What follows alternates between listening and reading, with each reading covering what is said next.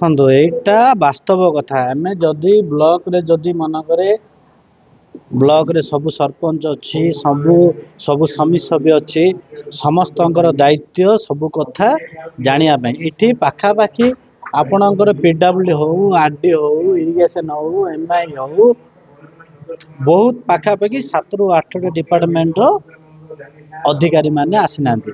ଏଠି ସବୁ ଡିପାର୍ଟମେଣ୍ଟ ଯଦି ଅଧିକାରୀ ମାନେ ରହିବେ ସବୁ କଥା ଟିକ ଭାବେ ତନ୍ନ ଭାବେ ଦେଖାଯିବ।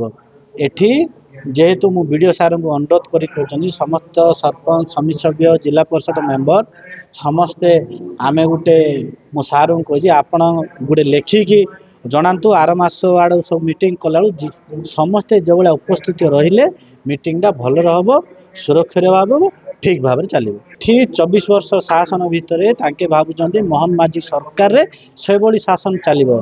ଏଠି ଅଫିସର ମାନେ ଜାଣିଦେବା କଥା, ଚିନ୍ତା କରିଦେବା କଥା।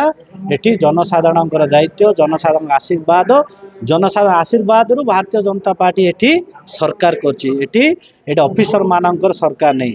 ଏଠି ଆପଣମାନେ ଦେଖିବେ ଆର୍ଥର ମିଟିଂ ଯଦି ନ ଆସିବେ ଆପଣମାନେ ତା ବାଦେ ସେମାନଙ୍କ ପ୍ରତି ଦୃଢ଼ କାର୍ଯ୍ୟାନୁଷ୍ଠାନ ହେବ।